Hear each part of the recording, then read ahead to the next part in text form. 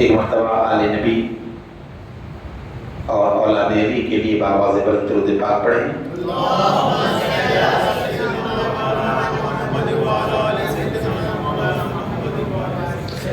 ہے نبی شمس علی چاند ستارے ہیں حسین، ہے نبی شمس علی چاند ستارے ہیں حسین، اور یا رسول اللہ آپ قرآن ہے تو قرآن کے پارے ہیں حسین، آپ قرآن ہے تو قرآن کے پارے ہیں حسین، پہلے انسان کو بیدار تو ہونے دو، پھر تو ہر قوم پکارے گی ہمارے ہیں حسین۔ تفسیر عز و عظمت انسان ہے حسین، تفسیر عز و عظمت انسان ہے حسین، بے شبہ لا الہ کی پہچان ہے حسین، بسمل اگر نصیب ہو فہم رسا تو سن، بسمل اگر نصیب ہو فہم رسا تو سن، لا ریب ایک کھلا ہوا قرآن ہے حسین، لا ریب ایک کھلا ہوا قرآن ہے حسین، اور انسانیت کی شان بنام حسین ہے، انسانیت کی شان بنام حسین ہے، یعنی بہت بلند مقام حسین ہے۔ سمجھ میں آئے تو سبحان اللہ بولیے۔ اور ابھی تک وہ لوگ نہیں ہیں جو سننے والے ہیں۔ انسانیت کی شان بنام حسین ہے، یعنی بہت بلند مقام حسین ہے، رکھو نہ راہ حق میں کبھی جان و تن عزیز، اے مومنو سنو یہ پیام حسین ہے۔ آج کی یہ مجلس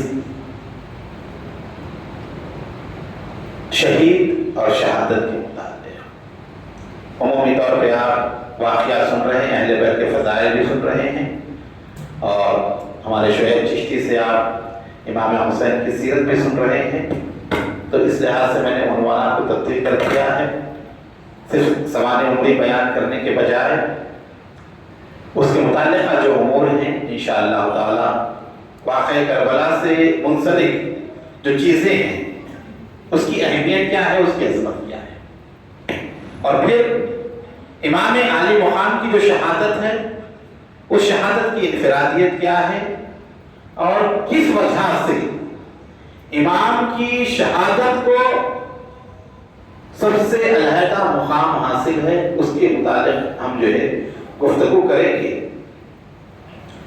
ہمارا جو معاشرہ ہے، ہمارا جو ماحول ہے، اس میں انسانوں کے مختلف طبقات ہیں، کوئی تاجر ہوتا ہے، تجارت کرنے والا، کوئی نوکری کرنے والا ہوتا ہے،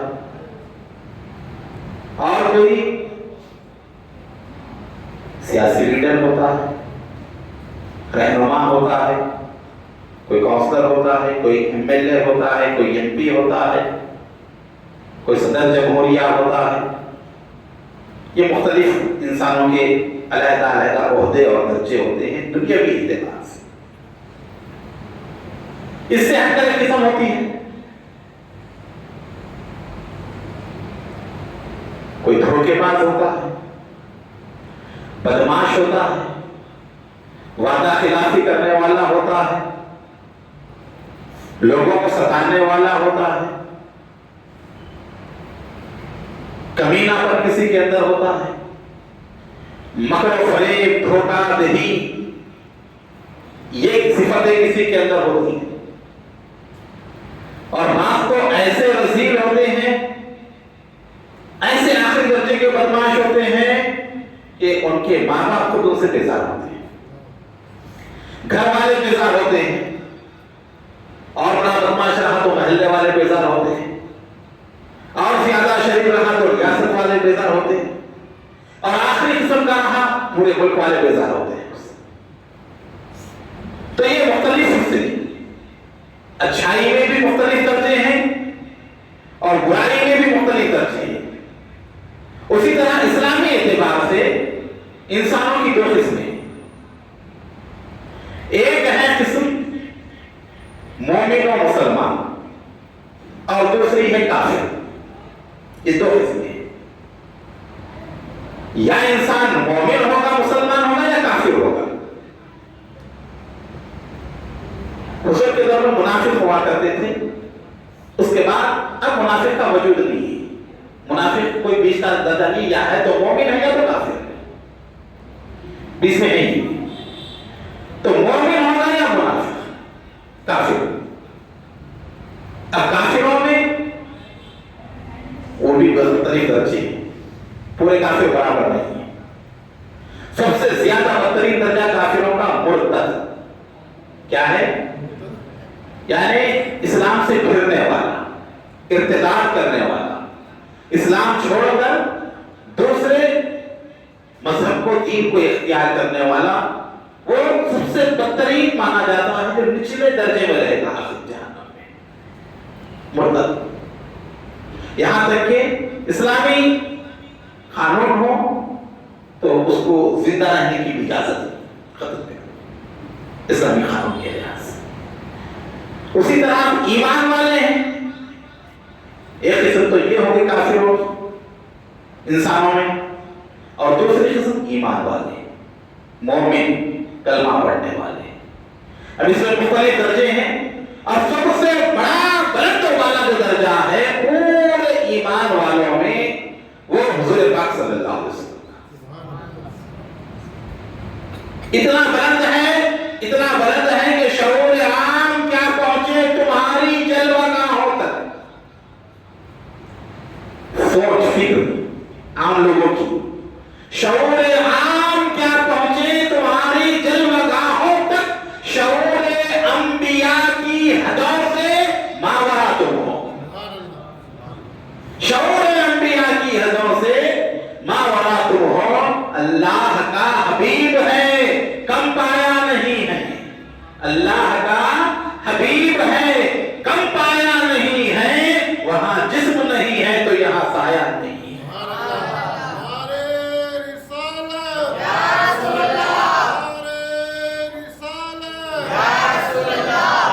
وہاں جو ہے جسم نہیں ہے، جسم و جسمانیت سے پاک ذات ہے. وہاں جسم نہیں ہے، یہاں سایہ نہیں ہے. ہاں، جسم کا سایہ ہوتا ہے نا، ہر جسم کا سایہ ہوتا ہے. اور میرے مصطفیٰ کو اللہ نے بے سایہ پیدا کیا ہے، بغیر سایہ کے. حدیث شریفہ ہے اس کے اوپر بھی عثمان غنی رضی اللہ عنہ کی کہ حضور کا سایہ نہ دھوپ میں پڑتا تھا نہ چھاؤں میں، دن میں بھی نہیں ہوتا تھا، رات میں بھی نہیں ہوتا تھا. تو یہ شان آقا کریم سرور عالم صلی اللہ علیہ وسلم کی. بشر ہیں پر داخل انعام نہیں. انسانوں میں، عام انسانوں میں داخل نہیں. بشر ہیں پر داخل انعام نہیں. شمار دانے تسبیح میں امام نہیں. تسبیح دیکھیں نا پڑھنے کی جو پڑھی جاتی ہے مالا. ہاں، تسبیح میں کتنے دانے ہوتے ہیں؟ 100 ہوتے ہیں. بعض میں 99 بھی ہوتے ہیں، 33 کے لحاظ سے. اب جو بنانے والا اگر وہ عقلمند ہے تو 20 کا جو حصہ ہوتا ہے بیچ میں وہ 34 ڈالتا ہے، دونوں طرف 33 ڈالتا ہے. اب جو بنانے والے کو جس کو نہیں معلوم رہتا وہ آخر میں ایک طرف 34 ڈال دیتا ہے. پڑھنے والوں کو پریشانی ہوتی ہے. تو 20 کا جو حصہ ہوتا ہے، 20 کا جو تیسرا حصہ درمیان کا جو ہوتا ہے، اس میں 34 ادھر 33 دانے ہوتے ہیں، تاکہ 33 مرتبہ سبحان اللہ، 33 مرتبہ اللہ، 34 بار اللہ ہو. تو یعنی تو عمومی طور پر 33 دانے جو ہے تسبیح میں ہوا کرتے. چھوٹی تسبیح تو 33 دانے ہوتے ہیں. اب اس میں بیچ میں آپ دیکھتے ہیں کہ ہر 33 کے بعد ایک بڑا دانہ ہوتا ہے، فرق محسوس کرنے کے لیے. 33 مرتبہ پڑھ لیے ہیں، اب تسبیح بدلے گی الحمدللہ. اور اس کے بعد 33 مرتبہ پڑھ لیے، پھر تسبیح بڑھے گی، بدلے گی، اللہ اکبر پڑھیں گے. تو یہ تسبیح کے دانے ہیں.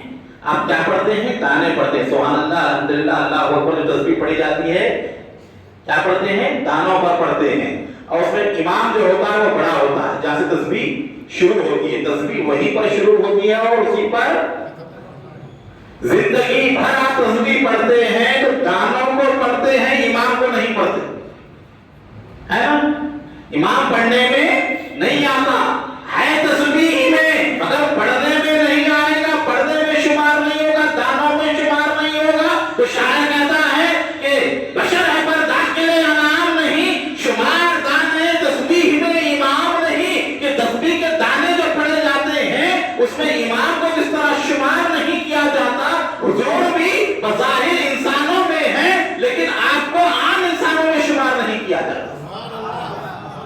आई बात समझ में? बशर है पर दाखिल नाम नहीं, शुमार दाने तस्बीह में इमाम नहीं। अल्लाह ने वो मकाम मर्तबा मुस्तफा को अता फरमाया है। हजरत इमाम काजी अयाज उदरसी फरमाते हैं, सहाबा इकराम बैठे हुए, महफिल है, जिक्र हुआ अंबिया का। एक सहाबी ने कहा, ये कितनी अजीब बात है कि अल्लाह ताला ने हजरत आदम को अपना सफी बनाया। दूसरों ने कहा हाँ, अल्लाह ने नूह को अपना नजी बनाया। तीसरों ने कहा अल्लाह ने इब्राहिम को खलीलुल्लाह बनाया। चौथे ने कहा कि हजरत मूसा को कलीमुल्लाह बनाया। अल्लाह ने बातचीत की, हुजूर सुन रहे हैं, हुजूर तशरीफ लाए और इरशाद फरमाया, मैंने तुम्हारी गुफ्तगू सुनी, मैंने तुम्हारी बातचीत सुनी, यकीनन आदम सफीउल्लाह हैं, हजरत नूह नजीउल्लाह हैं, इब्राहिम को अल्लाह ने खुलक अता फरमाई, हजरत मूसा से कलाम अल्लाह ने फरमाया, अल्लाह ने गुफ्तगू फरमाई, हजरत मूसा कलीमुल्लाह हुए। सुनो, अल्लाह ने मुझे हबीबुल्लाह बनाया है, अल्लाह ने मुझे हबीबुल्लाह बनाया है। ये हमारे प्यारे आका सरवर आलम सल्लल्लाहु अलैहि वसल्लम की शान। इसीलिए कहा ला यमकिनु सनाउ कमा काना अखहु, बादस खुदा बुजुर्ग तो ही बोलो ना जोर से, हाँ याद रहना चाहिए। ये तो अकीदे का शेर है, ये तो हमारा अकीदा है। बादस खुदा बुजुर्ग तो ही किस्सा मुख्तसर, अल्लाह के बाद अगर कोई जात है तो हुजूर की जात है, तमाम इंसानों में अफजल। अब हुजूर के बाद उलुल अज़्म अंबिया हैं, इब्राहिम अलैहिस्सलाम, हजरत मूसा अलैहिस्सलाम, हजरत ईसा अलैहिस्सलाम, हजरत नूह अलैहिस्सलाम। ये इनको कहते हैं अंबियाए उलुल अज़्म, तमाम पैगंबरों में सबसे बड़ा मुकाम रखने वाले। फिर उनके बाद 313 रसूल, अल्लाह ने जिन्हें रसूल बनाया रिसालत अता फरमाई। फिर उसके बाद बाकी के जितने हैं वो अंबिया हैं। अंबिया के बाद किसका दर्जा है? सिद्दीकीन का। अंबिया के बाद सिद्दीकीन, सिद्दीकीन के बाद शुहदा, शुहदा के बाद सालिहीन। तो ये 3 दर्जे हैं। उन 3 दर्जों में हर एक दर्जे में कई दर्जे हैं, लेकिन आमतौर पर 3 दर्जे, बड़े दर्जे बनाए गए, नबीयीन, सिद्दीकीन, शुहदा, उसके बाद सालिहीन और ये अल्लाह आम लोग। तो अंबिया इकराम उनकी शान बुलंद वाला, कोई शख्स कितनी भी इबादत कर ले कोई नबी नहीं बन सकता, ये बात मुसल्लमा है। नबी अल्लाह की तरफ से मुकर्रर है, कोई इबादत के जरिए नबी नहीं बन सकता, कोई तिलावत के जरिए, मुजाहिदे के जरिए, किसी भी अमल के जरिए, यानी ये समझिए नबी बनने का कोई अमल ही नहीं है। कुछ भी कर ले नबी नहीं बन सकता, सब बन सकता है लेकिन नबी नहीं बन सकता, कि ये अल्लाह की तरफ से, अल्लाह ने इसको बना दिया, कोई नबी बन नहीं सकता।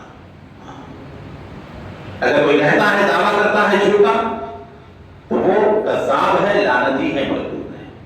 अंग्रेजों के दौर में गुलाम अहमद जो है दावा किया, झूठा दावा नबूवत का, अल्लाह ने ऐसे बना दिया कि उसका नाम ही गलत हो।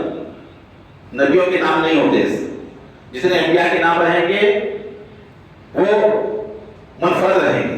आदम है, नूह, इब्राहिम, मूसा, ईसा, सुलेमान, यहिया, जुल्किफ्ल, ज़करिया, है, मुरक्कब नाम नहीं होते, डबल नाम नहीं होते, एक ही नाम होता है अंबिया का। ये खास बात है, अंबिया के नाम एक ही, मुनफरद नाम होता है। अब इसका नाम ही मुरक्कब है, मुनफरद नहीं है।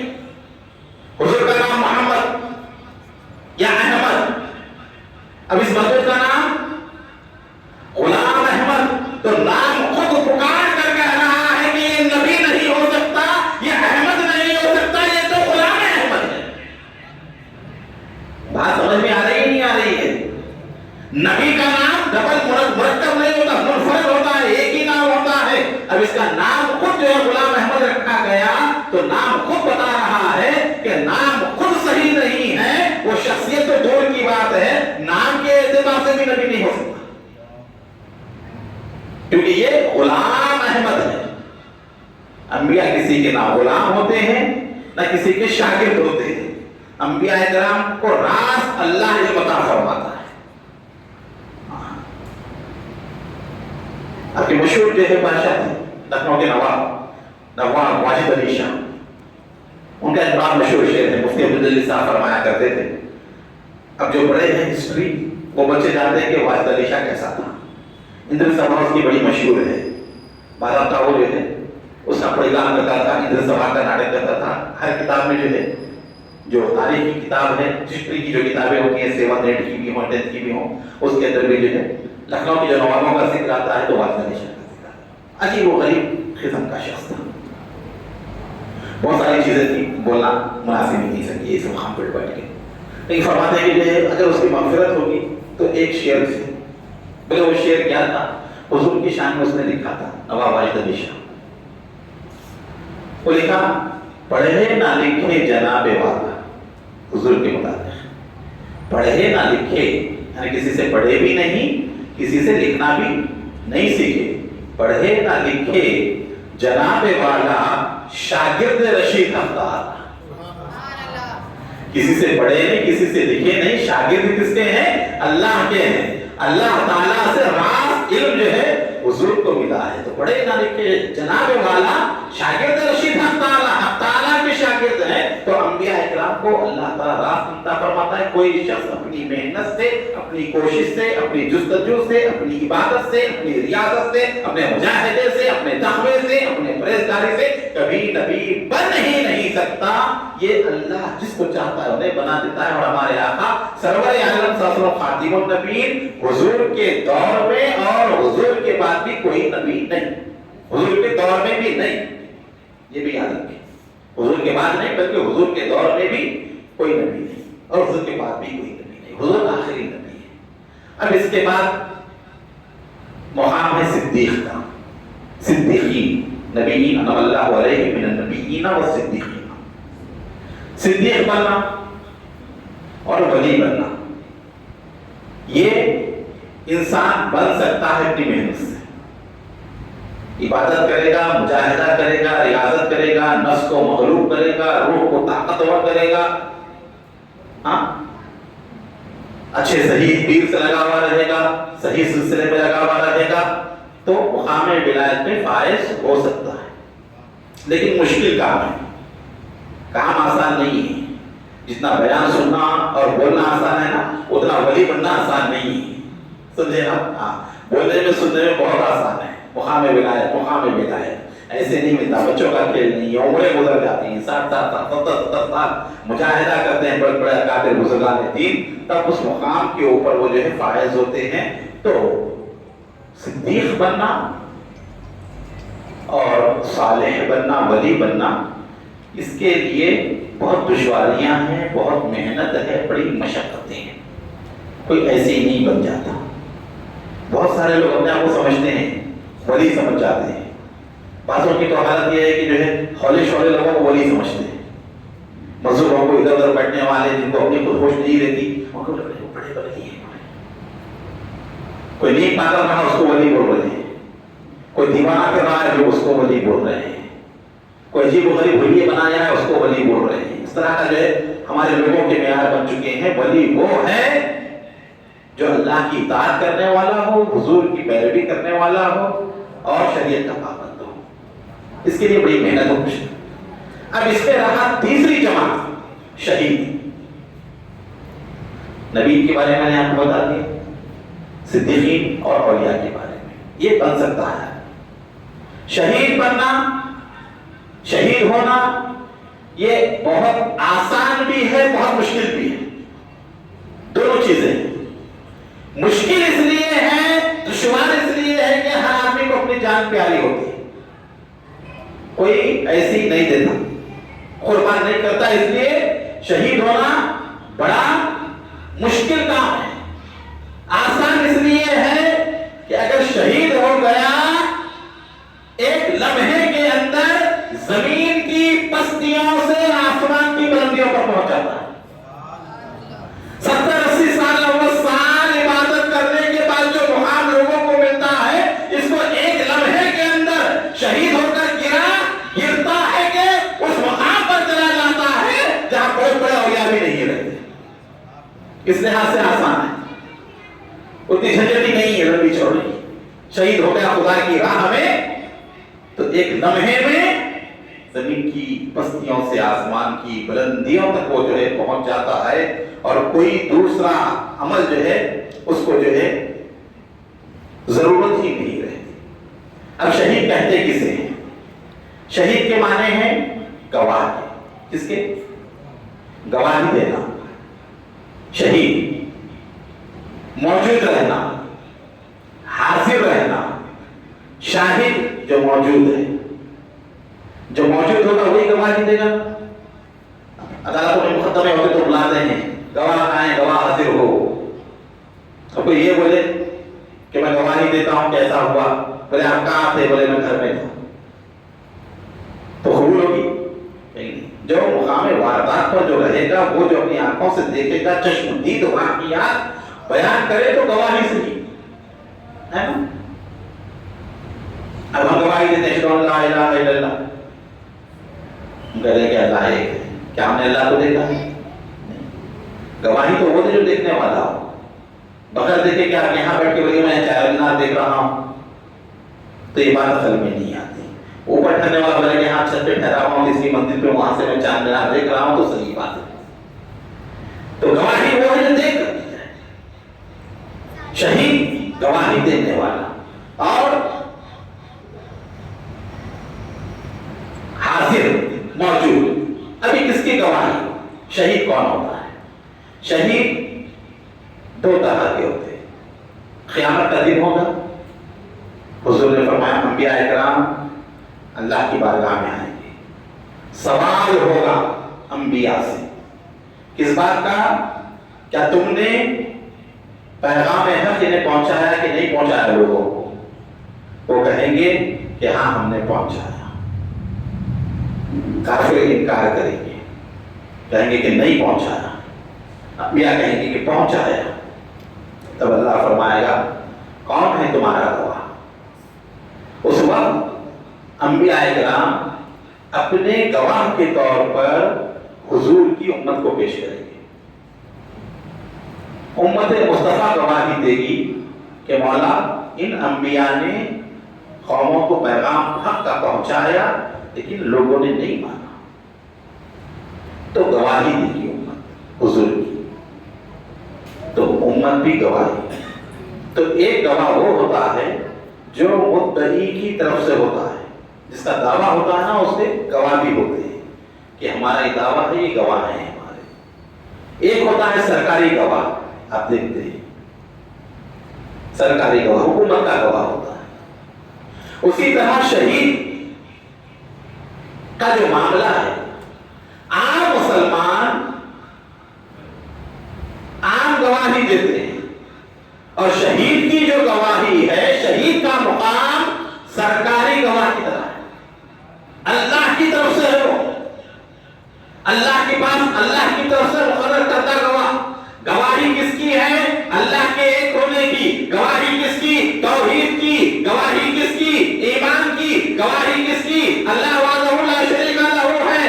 آپ بھی گواہی دے رہے ہیں، شہید بھی گواہی دے رہا ہے، دونوں کی گواہی میں بڑا فرق ہے۔ آپ کلمہ پڑھ رہے ہیں، یہ آپ کی گواہی ہے، آپ نماز پڑھ رہے ہیں، اللہ کے ایک ہونے کی گواہی ہے، روزہ رکھ رہے ہیں، کیوں رہ رہے ہیں؟ اللہ ایک ہے اس لیے روزہ رہ رہے ہیں، اعمال حسنہ کیوں کر رہے ہیں؟ اللہ ہے اسی لیے اعمال حسنہ کر رہے ہیں۔ جتنے اعمال، جتنی عبادتیں ہم لوگ کر رہے ہیں، یہ بھی اللہ کے ایک ہونے کی گواہی ہے۔ ہم اپنے قول سے، اپنے عمل سے یہ کہتے ہیں کہ اللہ ایک ہے۔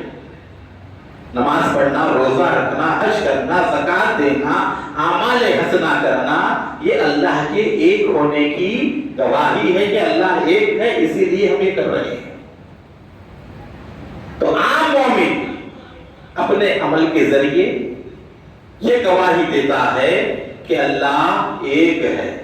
اور شہید کا مقام، شہید جو سرکاری گواہ ہے، شہید کا درجہ اس لیے بڑا ہے کہ شہید کو اللہ کی ذات پر اتنا یقین ہوتا ہے کہ اللہ کے ایک ہونے کے بعد، اقرار کرنے کے بعد، وہ اپنی جان کو بھی قربان کرتا ہے اللہ پر، جان کی پرواہ نہیں کرتا وہ۔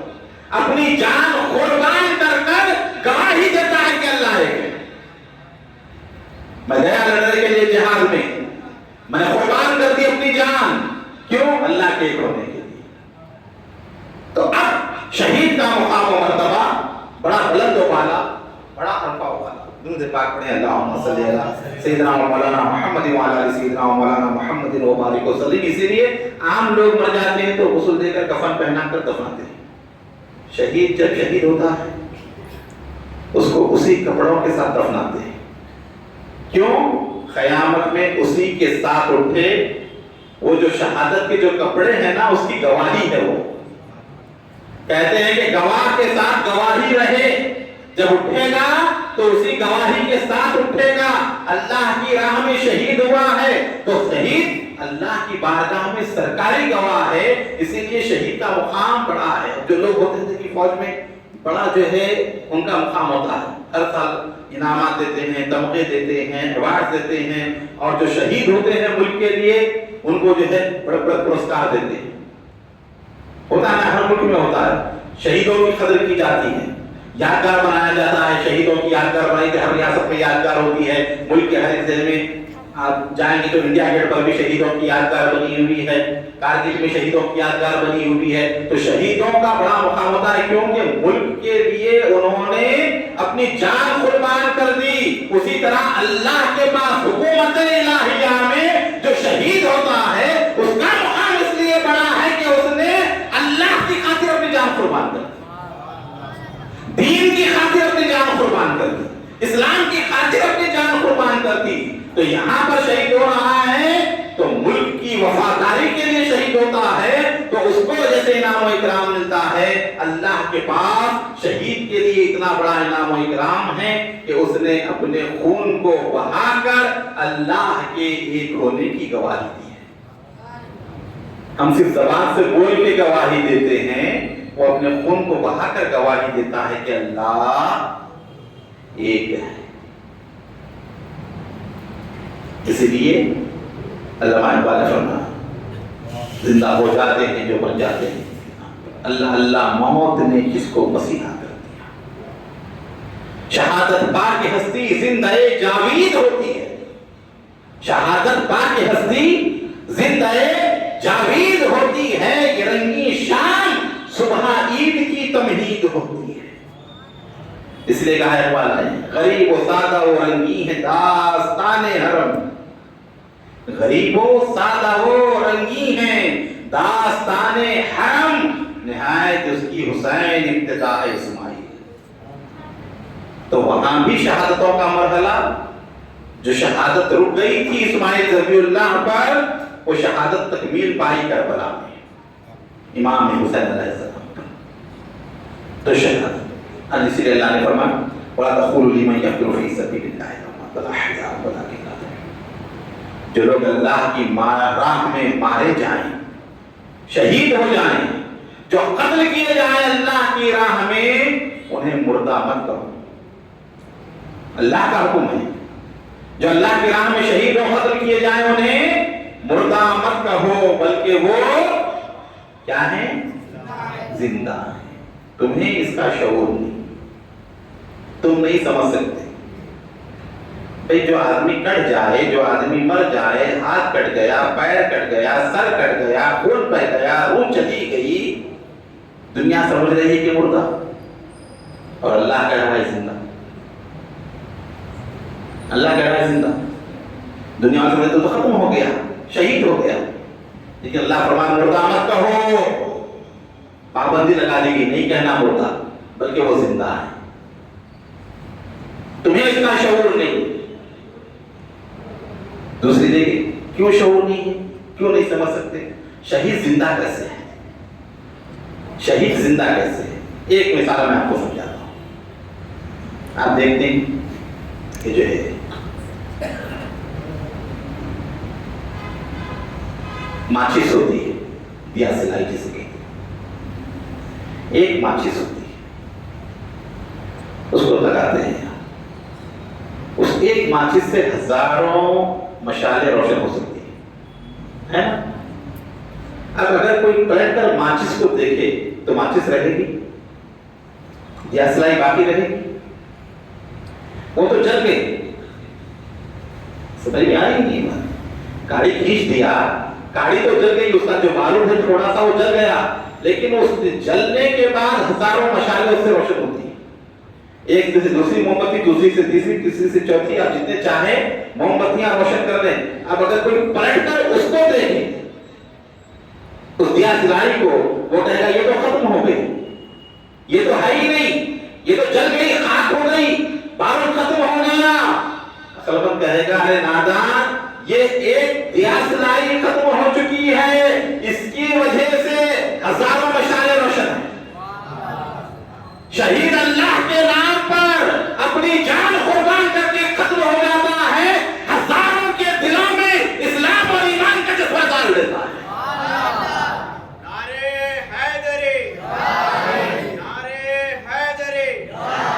حسین ابن علی کربلا میں شہید ہو گئے، ان کی شہادت کا اتنا اثر ہے 1400 سال گزرنے کے بعد بھی ہمارے سینوں میں اسلام کا جو جذبہ ہے یہ حسین ابن علی کی شہادت کا اثر ہے.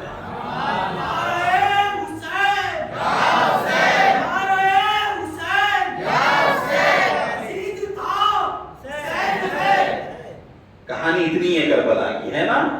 کربلا کی کہانی اتنی ہی ہے. یزید تھا، حسین ہے.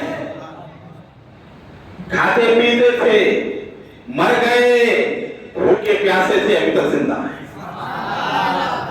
پانی پینے والے ختم ہو گئے، پیاسا رہنے والا آج تک زندہ ہے. یزید کی قبر بھی نہیں ملتی اور حسین کی مرکب دیکھو جگمگا رہی ہے سورج کی طرح.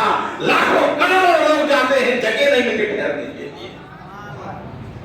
کہاں گئے دشمنان اہل بیت؟ کہاں گئے رسول اللہ کے گھرانے کے دشمن؟ نام و نشان یزید کا سب ختم ہو گیا. سردار کل شہیدوں کا اب بھی امام ہے. یہ ہیں زندہ ہو جاتے ہیں جو مر جاتے ہیں ان کے نام پر. اللہ اللہ، موت نے کس کو مسیحا کر دیا؟ یہ ایسی موت ہے حسین ابن علی کی، مرے نہیں، ان کی موت مسیحا ہے. یہ جس کے اوپر نظر ڈالے اسے زندہ کر دیتے ہیں. یہ ہے حسین ابن علی. آج ہمارے اندر جہاں کہیں اسلام کا جذبہ ہے، یہ اسی حسین ابن علی کی آواز حق کا اثر ہے. جو برداشت نہیں ہوتا، کہتے ہیں کہ مسلم پرسنل لا میں کوئی تبدیلی نہیں، اسلامی قانون میں کوئی تبدیلی نہیں. یزید بھی تو یہی کر رہا تھا نا، جس کے خلاف امام کھڑے ہوئے اور میدان میں ایک جان ہوتی ہے سب سے عزیز انسان کو، وہ بھی وہ اللہ کی راہ میں قربان کر دیتا ہے، ختم کر دیتا ہے. تب کیا ہوتا ہے؟ قرآن پاک کہتا ہے، سورہ نام پارہ نمبر 8 آیت نمبر 160، من جاء بالحسنۃ فلہ عشر امثالها. کیا کہہ رہا ہے قرآن؟ اب سمجھ میں آئے گا. جو کوئی ایک نیکی لائے گا اللہ کے پاس، اللہ اسے کتنا دے گا؟ بولو نا. جو ایک نیکی لائے گا، آپ نیکی ایک کر رہے ہیں، اللہ کتنا دے رہا ہے بیٹا کے؟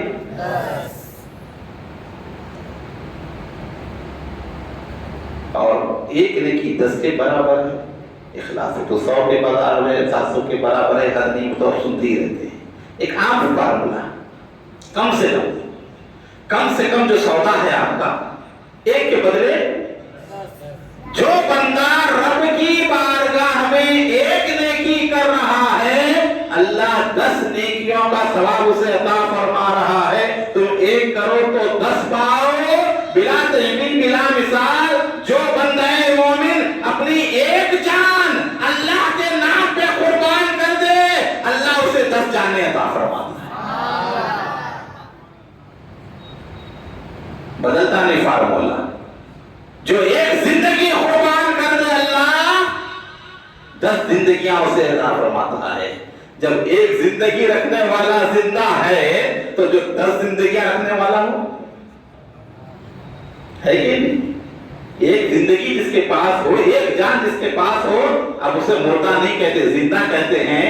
اور جو اللہ کی طرف سے 10 زندگیاں 10 جانیں پالے، پھر وہ کیسے مردہ ہوگا؟ پھر اس کے بعد اللہ رب العزت نے فرمایا یہ صرف یہی نہیں کہ وہ مردہ ہیں، مردہ مت کہو، بلکہ فرمایا وَلَا تَحْسَبَنَّ الَّذِينَ قُتِلَ فِي سَبِيلِ اللَّهِ أَمْوَاتٌ بَلْ أَحْيَاءٌ عِندَ رَبِّهِمْ يُرْزَقُونَ۔ آل عمران آیت نمبر 179۔ اور جو لوگ اللہ کی راہ میں قتل کیے جائیں انہیں ہرگز مردہ خیال بھی نہ کرنا۔ پہلی آیت میں کہا مت کہو، غور کیجیے، پہلی آیت میں کیا کہا جو اللہ کی راہ میں مارے جائے انہیں مردہ۔ اب آپ یہ سمجھ سکتے ہیں بولنا منع ہے، سمجھ تو سکتے ہیں نا، زبان سے بولنے کو روک دیا گیا، ذہن میں تو بات آتی ہے ہاں مر گئے وہ لوگ بولے، تب یہاں سوچ پر بھی پابندی لگا دی گئی۔ پہلی جگہ آیت میں زبان پر پابندی لگائی گئی کہ مت کہو، اس کا مطلب یہ نہیں کہ کہنا منع ہے، سمجھنا تو جائز ہے، تو کہا گیا نہیں وَلَا تَحْسَبَنَّ الَّذِينَ قُتِلُوا فِي سَبِيلِ اللَّهِ، جو اللہ کی راہ میں قتل کیے جائیں ہرگز مردہ خیال نہ کرنا، خیال نہ کرنا، بلکہ اللہ انہیں رزق عطا فرماتا ہے۔ کھاتا کون ہے؟ زندہ، تو یہاں پر کھانا بھی دیا جاتا ہے، رزق بھی دیا جاتا ہے ان کو جو اللہ کے راہ میں شہید ہوں۔ تب یہاں پر مسلم شریف کی روایت ہے عبداللہ بن مسعود سے، اس آیت کریمہ کے معنی حضور فرماتے ہیں کہ شہیدوں کی روحیں، شہیدوں کی جو ارواح ہیں وہ سبز پرندوں کے خول میں، جسم میں، عرش الہی کے نیچے خندلوں میں لٹکی رہتی ہیں۔ ان کی روحوں کی یہ شان ہے، عرش کے نیچے خندلوں میں، سبز خولوں میں رہتی ہیں، جنت میں جہاں جاتے ہیں پھرتے ہیں اللہ تعالیٰ وہ نعمت عطا فرمایا ہے وہ کھاتے ہیں، اللہ تعالیٰ کی طرف سے ان کے لیے بشارتیں ہیں، وہ خوش بھی ہیں۔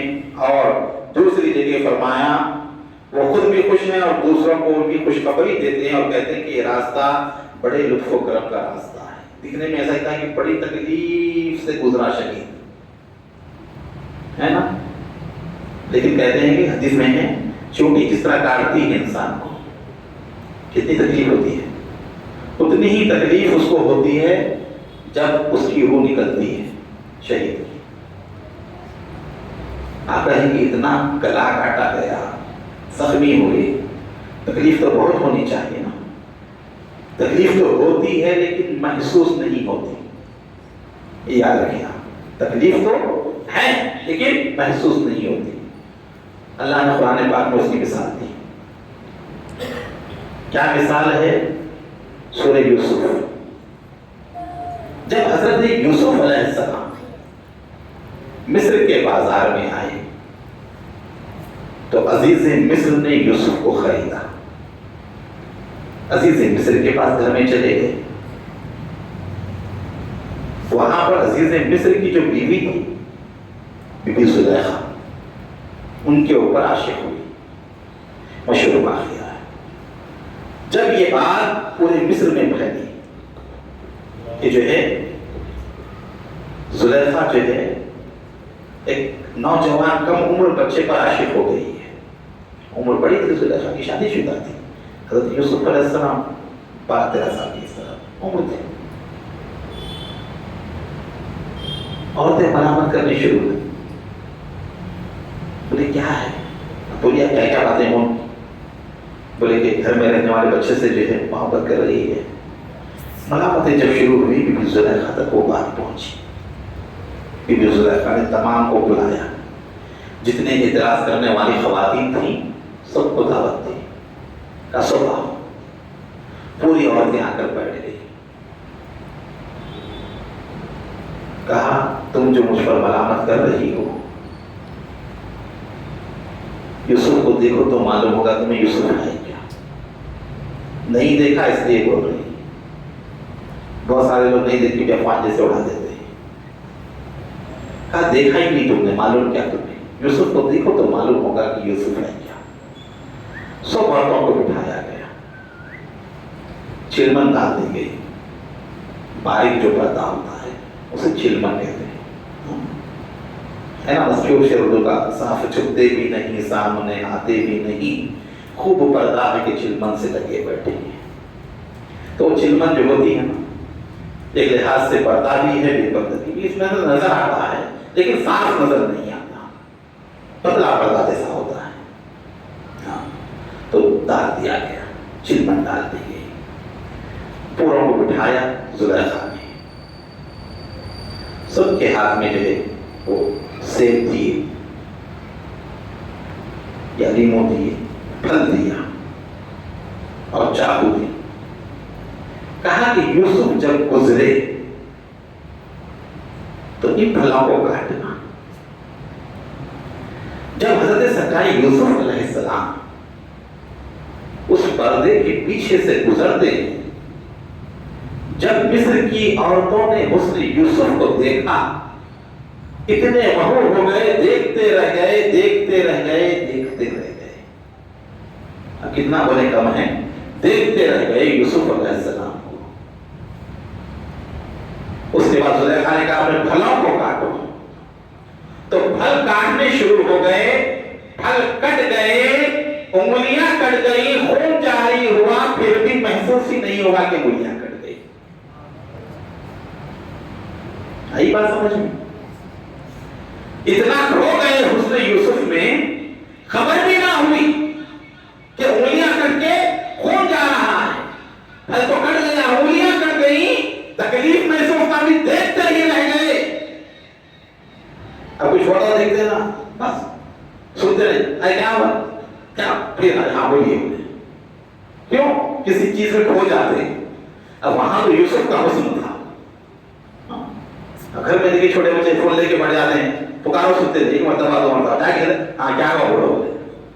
تو اس میں مغرور ہو جانا، ڈوب جانا، غرق ہو جانا، ہاں استغراق کی کیفیت ہے کسی چیز کے اندر آ جانا.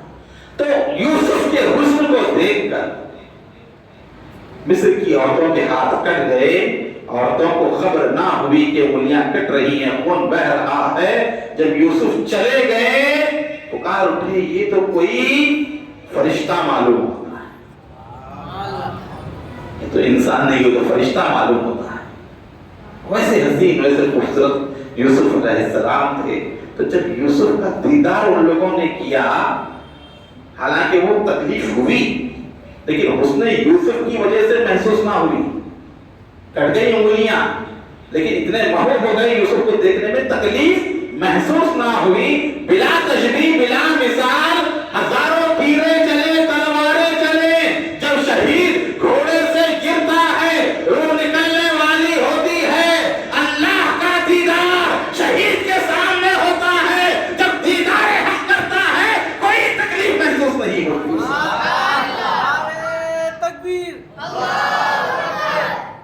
تو یہ ہے یوسف کا حسن دیکھ کر انگلیاں کٹ گئی تو خبر نہیں ہوتی، اور جس کو دیدار الہی ہو جائے، اللہ کا دیدار جو شہید کر رہا ہے، دنیا بھر کی تکلیفیں ہوں وہ محسوس نہیں کرتا. ایسے معلوم پڑتا کہ چونٹی نے کاٹ لیا ہے، اور وہ گھوڑے سے گرنے سے پہلے اللہ اس کی رفعت انصری سے روح کو پرواز کر دیتا ہے، اللہ کے حضور چلا جاتا ہے. تو یوسف کے حسن کا یہ عالم ہو تو رب کے حسن کا اسی لیے تکلیف محسوس نہیں. اور شہید اللہ کی راہ میں جان جو ہے قربان کر دیتا ہے. حدیث شریف میں کوئی بھی شخص جنت میں جانے کے بعد آنا پسند نہیں کرے گا. جانے کی کوشش کرے گا، رہتے ہوئے جاؤ، پڑھتے ہوئے جاؤ، ایسا بھی ہو گیا تو بس ہو جاؤ. سمجھے آپ؟ کدھر بھی ہو جنت میں جائے تو بس ہو جائے. اور ایسی جگہ ہے جانے کے بعد کوئی آنا، حدیث پاک میں جنت میں کوڑا کرکٹ کی جگہ، ہمارے بزرگ کی زبان میں بولے تو کچرے کی کنڈی، جنت میں کوڑا کرکٹ کی جگہ دنیا کی تمام نعمتوں سے بہتر ہے. پوری نعمتوں سے بہتر ہے. وہ بیکار نہیں جو یہاں پہ گن کرتے ہیں اس طرح. اب اللہ جنت کا نام کیا ہوگی، مثال دی گئی، سمجھایا گیا. کوڑا کرکٹ کی جگہ بھی جو ہے دنیا کی تمام نعمتوں سے بہتر ہے. ادھر والا کوئی جانے کے بعد بولے گا نہیں، بولے یہیں پہ رہنا ہے. نبی سے سامنے چلے گئے تھے تو وہیں پہ رہ گئے. گیا ہی نہیں وہاں پہ اسی طرح سے. تو اگر تو جنت میں جو ہے کوڑا پکڑ کے لیے بھی بہتر ہے دنیا کی تمام نعمتوں سے. تو وہ شخص دنیا میں آنا پسند نہیں کرے گا. سرکار فرماتے ہیں ایک شخص ہوگا اور وہ ہوگا شہید. وہ کہے گا کہ مولا میری خواہش یہ ہے کہ مجھے دوبارہ دنیا میں بھیج تاکہ تیرے نام پہ دوبارہ شہید ہو جاؤں. وہ لذت جو شہید ہوتے وقت ملتی ہے, شہادت کے وقت جو کیفیت ہوتی ہے, وہ مزہ تو جنت میں بھی نہیں ہے. شہید کرے گا خواہش, بولے مولا 10 مرتبہ بھیج, میری تو یہ خواہش ہے کہ ہر بار جاؤں تیرے نام پہ جان کو قربان کر دو, ورنہ کوئی آنا پسند نہیں کرے گا. تو یہ شہید ہے, یہ شہادت. عام شہیدوں کی بات کر رہا ہوں میں آپ کو, اونچے درجے کے اعلیٰ درجے کے نہیں, عام شہید جو ہے ان کا یہ معاملہ ہے. حضور پاک صلی اللہ علیہ وسلم نے فرمایا 6 چیزیں انعامات ہیں شہید کے لیے. کیا مقام ہے؟ دیکھیے شہادت کوئی معمولی چیز نہیں ہے. اللہ جس کو عطا کرتا ہے اسی کو حاصل ہوتی ہے, ہر کوئی نہیں. پہلی چیز سرکار نے فرمائی, اس کا خون بہتے ہی اس کی مغفرت ہو جاتی, پورے گناہ معاف. کتنا بھی بڑا گناہ گار ہے, گناہ گار اعظم کیوں نہ, دنیا کا سب سے بڑا گناہ گار بھی ہو, شہادت ایسی چیز ہے شہید ہوتے پورے گناہ معاف.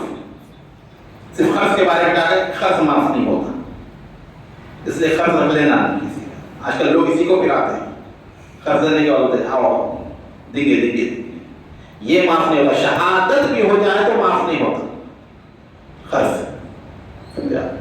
ہر گناہ معاف ہے. شہادت وہ چیز ہے ہر گناہ کو کاٹ دیتی ہے, کتنا بھی بڑا گناہ گار ہو. خطرہ گرنے سے پہلے, خون بہنے سے پہلے ہی اللہ اس کی مغفرت فرماتا ہے. پہلا انعام شہیدوں. دوسرا, وہ دنیا ہی میں جنت میں کہاں رہنے والا ٹھکانہ دیکھ لیتا ہے, دنیا میں دیکھتا ہے جنت کا ٹھکانہ. تیسرا, عذاب قبر سے محفوظ رکھا جاتا ہے, عذاب قبر سے محفوظ رکھا جاتا ہے. چوتھا, قیامت کی گھبراہٹ اور خوف سے محفوظ رہے گا. نفسا نفسی میں لوگ پھرتے رہیں گے ادھر ادھر مارے, اس کو کوئی گھبراہٹ نہیں, کوئی خوف نہیں. قیامت کے دن بھی جو ہے سکون اور اطمینان سے ہوگا. پانچواں, اسے ایمان کا لباس پہنایا جاتا ہے اور حوروں کے ساتھ اس کا نکاح کیا جاتا ہے. انعام. چھٹواں, اس کے رشتہ داروں میں سے 70 آدمیوں کی شفاعت کا اسے اختیار دیا جاتا ہے, جن کے اوپر جہنم واجب ہو چکی ہے. ایسے لوگ 70 جہنمیوں کو جنت میں لے جا سکتا ہے ایک شہید. تو شہید کا مقام و مرتبہ کیا ہوگا؟ اللہ تعالیٰ نے جن کے لیے مقرر کر دیا وہی لوگ اس مرتبے پر پہنچتے ہیں. اور نواسہ رسول جگر گوشہ علی و بطول شہزادہ گلگو قبا اے کرے سکھو صفا قتیل خلچر تسلیم و رضا. حضرت سیدنا امام حسین علیہ السلام کی وہ ذات ہے کہ دنیا آپ کو سید الشہداء کہتی ہے. جتنے شہید ہوئے ہیں اسلام کے لیے ان سب کے سردار کا نام حسین ابن علی. تب اندازہ لگا حسین ابن علی کا مقام کیا ہوگا. یہ تو عام شہیدوں کا مقام ہے, اور حسین ابن علی کا مقام جو تمام شہیدوں کا سردار ہے, نواسہ رسول ہے, ان کا مقام, ان کی مرتبہ کی بلندی ہم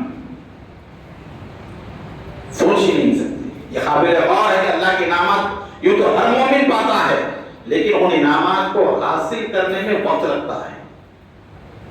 ہر مومن کو اللہ تعالیٰ کی طرف سے انعامات ہیں, لیکن حاصل کرنے کے لیے وقت لگتا ہے.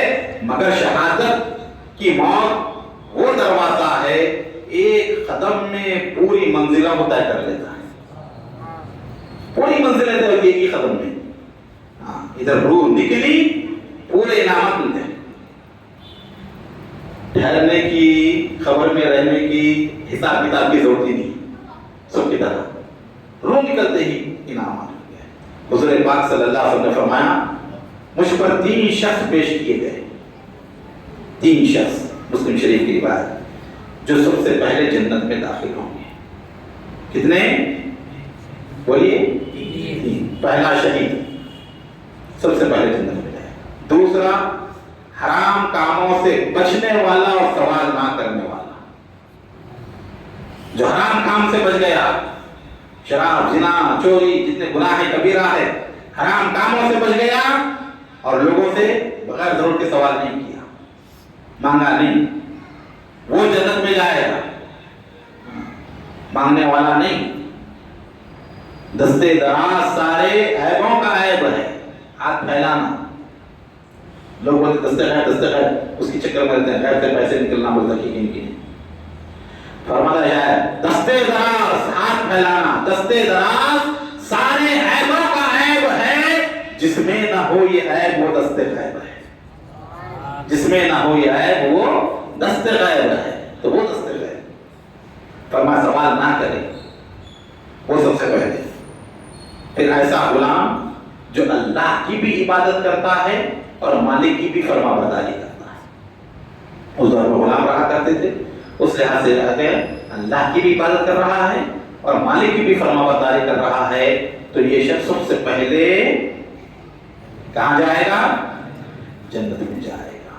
حدیث پاک میں ہے شہادت قرض کے سوا سارے گناہ ہٹا دیتی ہے، ہر گناہ ہٹ جاتا ہے، یہ ہے شہادت۔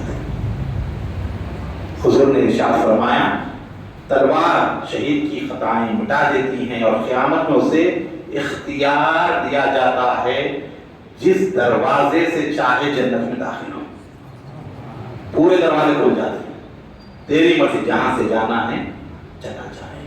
تو یہ شہادت کی مقام و مرتبہ، شہادت کی اہمیت ہے۔ اور امام حسین کی جو شہادت ہے اس کی انفرادیت کیا ہے اور کیوں امام کی شہادت کو اتنی شہرت ملی، اتنا اثر کیوں ہے؟ لوگ بولتے، بہت سارے اعتراض کرتے، بھائی بہت سارے لوگ شہید ہوئے، ان کی یاد نہیں مناتے، خالی حسین ابن علی کی یاد کیوں مناتے؟ یہ بہت بڑا سوال ہے۔ کئی جنگیں ہوئی، سب کو چھوڑ دیا گیا، کربلا میں کیا چیز ہے؟ کربلا کی اتنی یاد تازہ کیوں ہے؟ تو انشاءاللہ کل کا جو بیان رہے گا وہ امام علی مقام کی شہادت کی انفرادیت اور اس کی خصوصیت کیا ہے، واقعہ کربلا کی، اس کے اوپر جو ہے بولنے کی جو ہے کوشش کی جائے گی۔ تمام ایک ساتھ خود بھی آئیں، اپنے دوست احباب کو بھی لائیں تاکہ ہمارے دین اور ہمارے عقیدے کا تحفظ ہو۔ اللہ تعالیٰ ہم تمام کو شہدائے کربلا کے فیضان سے مالا مال فرمائے۔ وما علینا الا البلاغ۔ کھڑے ہو جائیں گے سلام